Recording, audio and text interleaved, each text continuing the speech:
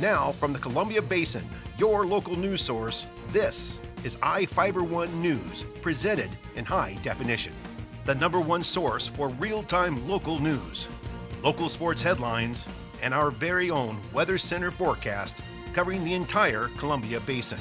With your iFIBER 1 News team, reporting news in real time as it's happening. From the iFIBER Communications HD broadcast studio in Ephrata, Washington, this is iFIBER 1 News, and it starts now.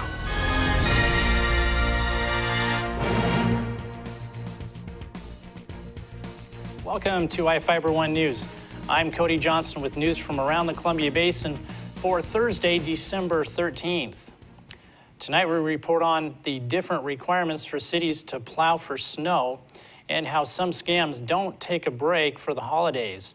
We look at the new technology going into Ephrata's Lee Theater, and Big Bend Community College welcomes a new trustee. In sports, we tell you about a report released by WSU on abuse charges against football coach Mike Leach, and we have another shakeup in the Big East Athletic Conference to tell you about. Our spotlight story tonight is the first part of a two-part series on homeschooling in Grant County. And we have the latest weather forecast for the Columbia Basin from the iFIBER 1 Weather Center. Our top story tonight, as we see more snow fall, it is time to remember the rules on snow removal. Before you see Grant County road crews plowing or sanding, there needs to be 3 inches of snow. Crews don't work on the weekends or holidays. When they are plowing, they will start with major roads before moving to minor roads with steep grades. Rural and local access roads are giving a low priority. Sanding is limited to intersections, steep grades, and sharp curves. In Moses Lake, crews begin plowing after 2 inches of snow have accumulated. To plow the streets in residential areas, they wait for it to be at least 4 inches deep. After any major snowfall in Ephrata, plowing begins with main hills and primary streets, moving next to neighborhood residential streets, depending on the snow depth. The State Department of Transportation has jurisdiction over Basin Street. Quincy road crews plow emergency routes, school bus routes, downtown, and primary roads, avenues, and residential areas in that order.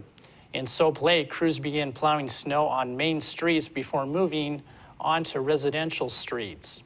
Warden Street crews begin plowing the downtown area first, followed by residential streets after 2 inches of snow falls.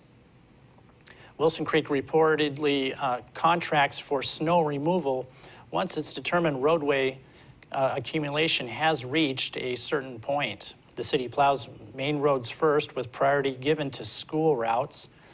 And for more information, visit us online at iFIBER1.com. Scams don't take time off for the holidays. One Moses Lake woman reported to police how she became the victim of a scam when selling a wedding dress on Craigslist. She sold the dress for $100, and the person buying it sent her a check for $1,900 with the instructions to deposit the check and send $1,800 back. Bank of America declined to process her deposit and told her it was a fraudulent check. She called police on Tuesday. This type of scam usually happens under the idea of asking a person to be a secret shopper.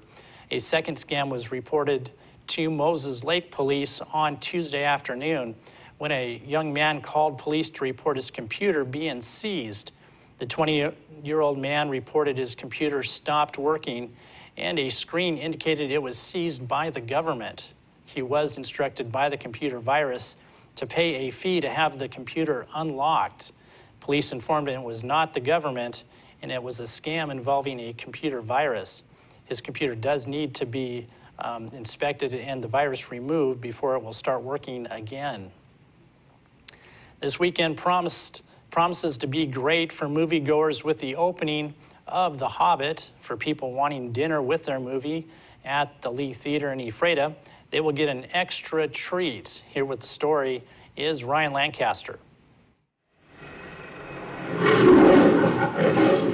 Along with pretty much the entire Hollywood movie industry, Ephrata's Lee Theater is about to enter the digital age starting tomorrow.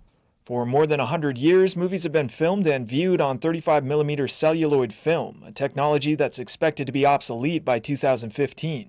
We want to provide the community with a place where they can have fun and be entertained, and we've got to keep up with the times. Studios like 20th Century Fox and Paramount have announced they will no longer release 35mm film prints starting in 2013, and the rest of the movie industry is following suit, going entirely digital.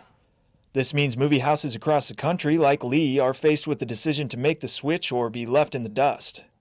The Lee was built in 1950 and closed for a while in the 80s before being reopened in the early 90s. Laneth Whetstone now operates the theater along with her daughter Mandolin Hope and many members of their family. We've been doing a lot of updates in the building, repainting, the carpet was 20 years old, the mural on the side of the wall, whatever we can, updating our pizza dough. So digital is just kind of the cherry on the top. It costs the studio about $1,500 to print one copy of a movie on 35mm film and ship it to theaters across the country. By comparison, a digital copy, 1 terabyte stored on a hard drive, costs about $150 per film. But for small-town theaters like Lee, the digital switch isn't cheap. A new digital projector can run anywhere from $65,000 to $100,000. Whetstone says they've managed to purchase some equipment used, costing a fraction of what it might have to transition their 3 screens. We're putting good faith in putting that kind of money into, local business in hopes, that it will benefit everybody. And while expensive, the move to digital comes with some perks, like time saving. You'll program it for the whole week and you don't have to touch it. For iFIBER 1 News, this is Ryan Lancaster reporting. Thanks, Ryan. Cold Train and the Port of Quincy teamed up at the Northwest Horticulture Exposition in Yakima. The expo is the largest tree fruit industry trade show in the United States. Attendees include high-level decision makers in the fruit tree warehouse and packing house industry. A number of industry representatives visited the booth for the Cold Train and Port of Quincy. Cold Train promoted its recently expanded Quincy-based fleet of refrigerated train cars and new destinations they serve on the East Coast. Apples and other tree fruit make up approximately 70% of Cold Train's shipments. The Port of Quincy promoted why it is a premier location for tree fruit packing, shipping, and distribution. A George man was injured yesterday after he allegedly ran into a truck after he fell asleep at the wheel. A collision occurred on State Route 28, about 5 miles west of Quincy. Abel Guerrero Alvarden, a 23-year-old George man, was driving a 1997 Honda Accord when he reportedly struck the back of an eastbound 1997 Freightliner semi-truck. Guerrero Alvarden was injured and transported to Quincy Hospital. The Washington State Patrol anticipates charges of negligent driving against him. Dr. Mike Villarreal was appointed to the Big Bend Community College Board of Trustees by Governor Chris Gregoire. Villarreal's term is through September 30th, 2017. He is the Assistant Superintendent of Othello School District and was Warden's middle school principal from 1999 to 2008. Villarreal was an elementary school teacher in Warden from 1995 to 1999. He earned his doctorate in educational leadership from Washington State University in 2011, and he is a 1988 graduate of Othello High School. Villarreal replaces Mike Wren, who served as a trustee since 2008. The State Department of Corrections is looking for more people with arrest warrants. Each of the people you see here have warrants for their arrest and are wanted by various law enforcement agencies.